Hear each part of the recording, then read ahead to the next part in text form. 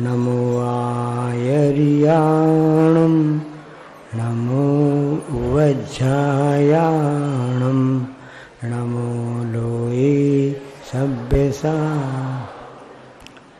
बोलो 24 तीर्थंकर भगवंतों की, गुरु नाम गुरु आचार्य ज्ञान सागर जी महाराज की, मूक माटी रचित आचार्य परमेष्टि गुरुदेव की, पूज्य निरापक मुनि श्री समय सागर जी, योग सागर जी, नियम सागर जी, सुधा सागर जी, समता सागर जी महाराज की, मुनि श्री निरामय सागर जी व चंद्रपुर सागर जी महाराज की।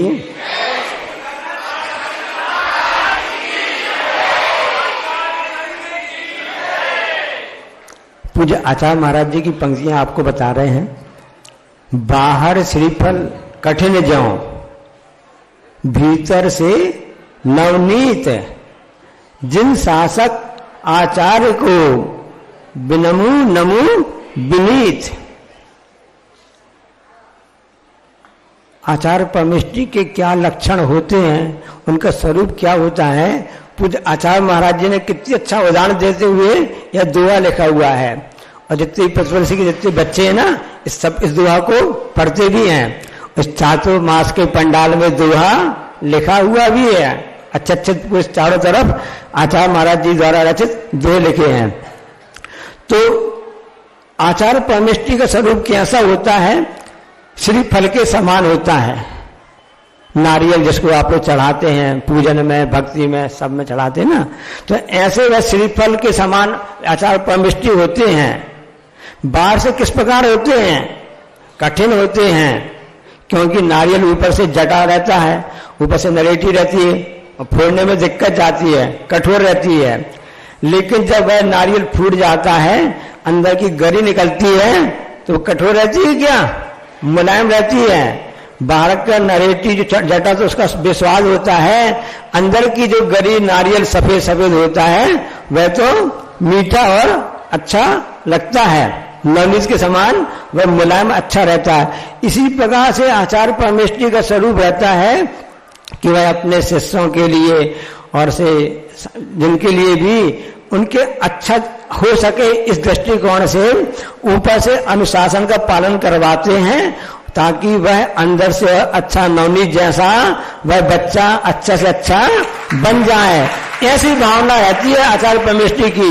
इसलिए अतासी कहते हैं ना, सिर पर से चलते और चलाते औरों को भी आर्या मतलब स्वयं तो उस मार्ग में चलते भी हैं और आगे आगे चलते हैं, और पीछे पीछे उनके बच्चे भी, उनके शिष्य भी, महाराज जी, मुनि महाराज जी, आर्यिकाएं, ब्रह्मचारी भैया बहन ये भी, और जितने भी श्रावक गण हैं, त्यागी लोग हैं, वो भी उस अहिंसा मार्ग को अच्छी तरह से अंगीकार कर लेवे।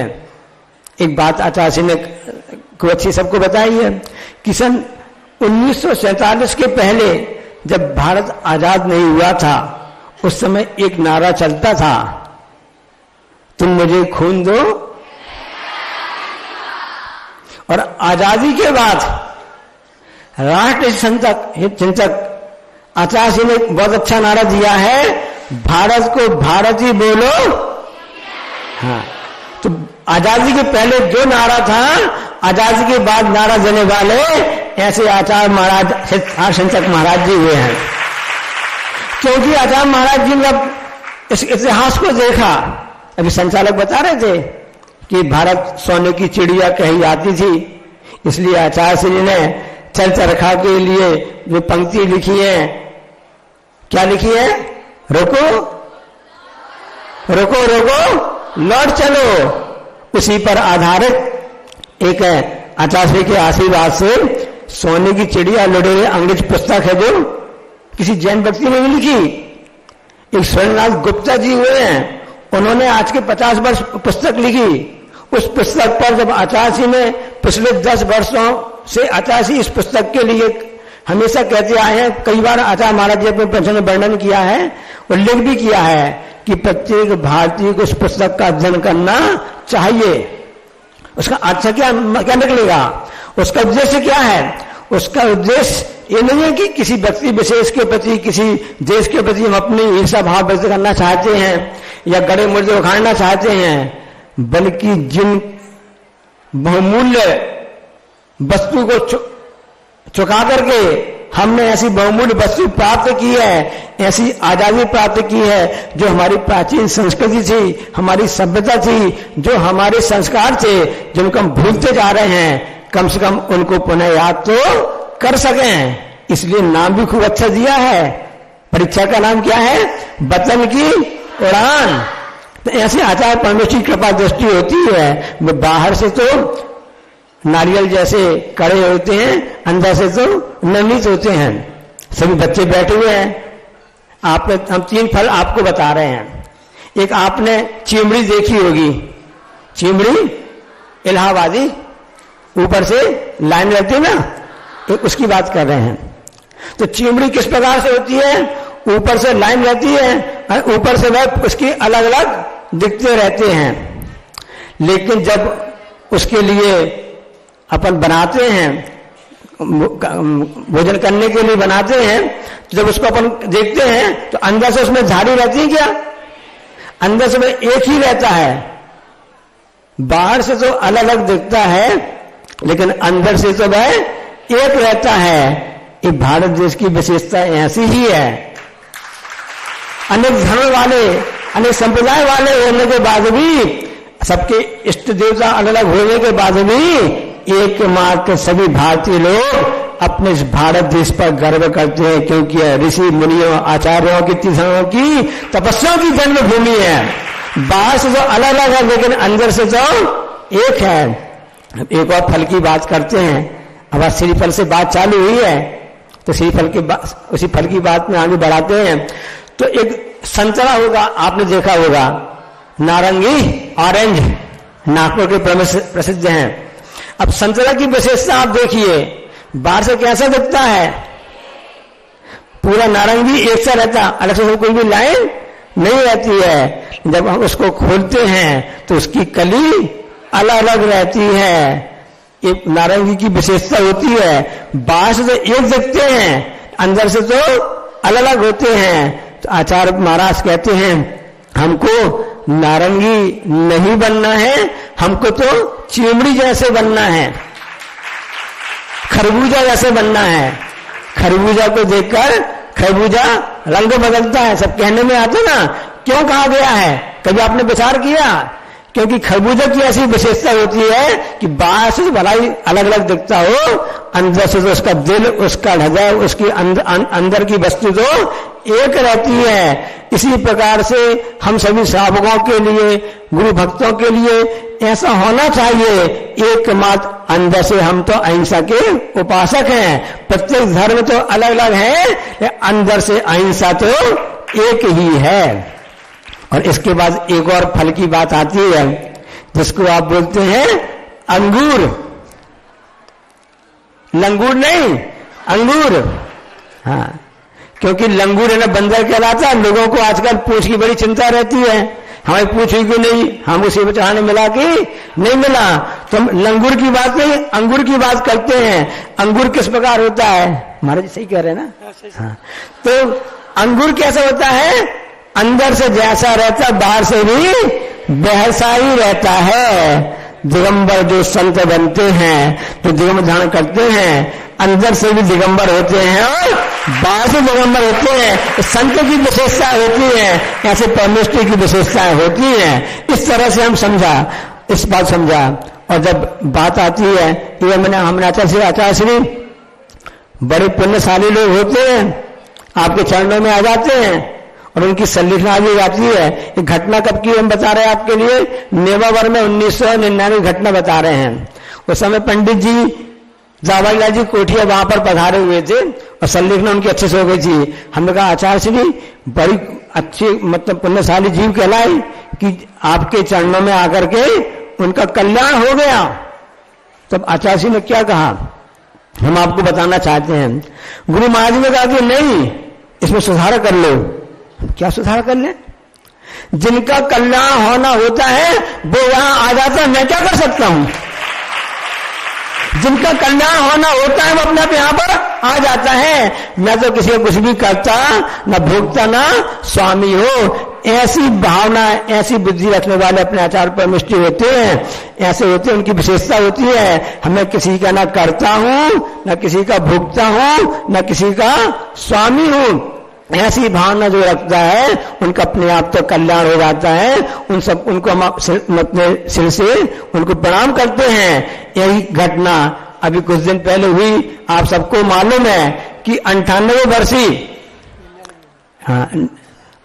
बालचंद जी जो सब काका काका कहते थे, और जब वह यहाँ 31 मई को यहाँ पर आए जौनगढ़ में और गुरु जी से निवेदन किया था हम संलिग्न करना चाहते हैं, अच्छे हट्टे कट्टे और चेहरे में चमक, सफेद बिल्कुल गोरा रंग, कुछ देख कह सकते हैं कि 98 वर्ष के हैं।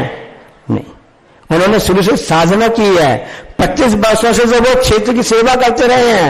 जो देव शास्त्र की सेवा करता है, क्षेत्रों के निर्माण में सहयोग करता है, क्षेत्रों की रख रखाव करता है, निस्वार्थ भाव से, निष्काम भाव से करता है, उसकी संलिग्नता इसी प्रकार से देव भी आकर के उसकी सहायता करते हैं। इसे प्रत्यक्ष उदाहरण आप देख लो। अब लोग आके कहते हैं हम तो 70 साल के हो गए, 75 साल के हो गए, हम क्या करें, कैसे करें, 60 साल के हो गए, शरीर साथ नहीं देता है। अरे उन बालचंद जी को देख लो, जिनके लिए आचार्य महाराज जी ने कौन सा नाम दिया, क्षुल्लक आह्लाद सागर महाराज, जिनके 98 साल के हो गए, उन्होंने अपनी संलिग्नता कितनी तत्पर साथ में की है। अरे जिसके ऊपर गुरु का बल हस्त होता है, गुरु कृपा होती है, संसार में उसका कुछ भी बाल बांका हो नहीं सकता है। और सोचो आप कि उनके 4 लड़के और 2 लड़कियां हैं, कुछ का अवसान भी हो गया है ना। उनका बड़ा लड़का जो था अभी कुछ साल पहले सम्मेद शेखर जी की वंदना कर रहे थे, छल्ला जी के गजे बड़े बड़े बेटे, और वंदना करते करते सम्मेद शेखर जी उनके प्राण निकल गए। ये कितनी बड़ी बात होती है, उसकी भावना होती है, इस प्रकार से होता है। हाँ, और उनकी बहू का भी कुंचलगिरी में वो अपने साधना रखते हैं, तो वहां पर भी उनकी वहां पर संलिग्नता हो गई अच्छी तरह से। खूब धार्मिक परिवार था, है तो वास्तव में गुजरात राजस्थान के हैं, संघ भी कहलाते हैं, लेकिन पिछले 25 वर्षों से कुंचलगिरी क्षेत्र में वंदना सेवा भक्ति करते रहे। सन 1995 पहली बार आए थे दर्शन करने, 1995 में दर्शन करने आए, 2 प्रतिमा के व्रत लिए। बाद में जब खजुराहो चातुर्मास जब हो रहा था 18 में, तब 7 प्रतिमा के व्रत लिए थे उन्होंने। और जब अभी 31 मई को यहाँ पर आए, आचार्य जी हम 98 वर्ष के हो गए हैं, हमें संलिग्नता लेनी है। इतनी गर्मी में कैसे होगी, क्योंकि मई के से इतनी गर्मी थी। आचार्य ठीक है, आशीर्वाद देखो, भावना रखो, नहीं हम तो आ जाएंगे, आप तो आशीर्वाद दे दीजिए, अभी चातुर्मास तो होने दो, प्रारंभ होने दो, देखते कैसा क्या है। आचार्य आश्वासन दिया नहीं, तब भी उन्होंने एकदम से आशीर्वाद दिया कि उनको लगा कि मेरा कल्याण तो इनके चरणों में ही होगा। ऐसी मजबूत धारणा करके वो बाद में जब 23 तारीख को जब आचार्य का दीक्षा दिवस था, पंचमी का दिन था, तब उसी दिन आज तो अच्छा दिन है, आचार्य दीक्षा दिवस है, अब तो हमको चलना चाहिए। तो मतलब 22 तारीख को सभी जगह क्षमा याचना करते हुए, कुंचलगिरी, बारामती, सबसे क्षमा याचना करते हुए वहां से वो रवाना हो गए और यहाँ पर 23 तारीख को गुरु चरणों में आ गए, संलिग्नता के लिए निवेदन किया और आचार्य का बल हाथ उठा, उनको आशीर्वाद मिल गया। इस तरह से 44 दिन तक लगातार उनकी संलिग्नता चलती रही। 44 दिन तक उन्होंने 8 उपवास किए, 18 निर्जला उपवास किए, 8 उपवास और 18 जल उपवास किए, और 18 दिन सिर्फ जो लपसी होती है ना ज्वार की और मूंग की दाल का पानी, इस ढंग से वह लिए उन्होंने। 10 प्रतिमा के व्रत भी उनके अभी 4 पहले हो गए थे अगस्त में, और अभी आज के 4-5 दिन पहले आचार्य जी के कर कमलों से उनके लिए क्षुल्लक दीक्षा के संस्कार प्रदान किए गए। ऐसी हमेशा सावधान रहते थे। हम लोग जब भी जाते थे महाराज जी से पास में, महाराज जी कैसा लग रहा है, तो महाराज जी दोनों हाथ जोड़ करके प्रणाम करने लगते थे और अपने हाथों से हम लोग के पैर दबाने लगते थे। यानी 98 वर्ष की उम्र के बाद भी उनके हाथों में इतनी शक्ति थी, हम आपको बता नहीं सकते हैं। ये संयम की शक्ति होती है, ये धैर्य की शक्ति होती है, ये साधना की शक्ति होती है कि 98 वर्ष की उम्र के बाद भी जिन्होंने अपना ऐसा कल्याण का कार्य गुरु चरणों में आकर के सफल किया। और कल शाम की बात है, 4:15 बजे आचार्य महाराज जी जब वहां पर पहुंचे, उनकी उल्टी सांस चल रही थी। आचार्य जी ने आशीर्वाद दिया, तीनों महाराज जी हम सभी लोग थे, और साथ में जो ब्रह्मचारी 4 ब्रह्मचारी विशेष सेवा में लगे हुए थे आचार्य के आशीर्वाद से, अशोक भैया, अनिल भैया इंदौर वाले, अविनाश भैया भोपाल वाले, और से आनंद भैया लखनऊ वाले, इन सभी ने और उनके गांव के साथी लोग भी पूरे समय सेवा करते रहे। और यहाँ जितने भी श्रावक में चौका लगा रहे हैं, सब जाके छल्ले जी को आहार भी देते रहे। तो जिसने छल्ले का भी वो पुण्यशाली है, ये जिन्होंने करवाई वो तो महापुण्यशाली है, जिन्होंने अनुमोदना की है, इस सब में लाभ लिया है, वो सब भी महाभाग्यशाली है। ऐसी संलेखना वाली बात आज बहुत इस क्षेत्र में हुई। और आचार्य श्री के सानिध्य में इस क्षेत्र में प्रथम बार छल्लक दीक्षा, कोई भी दीक्षा हो इस क्षेत्र में संपन्न हुई।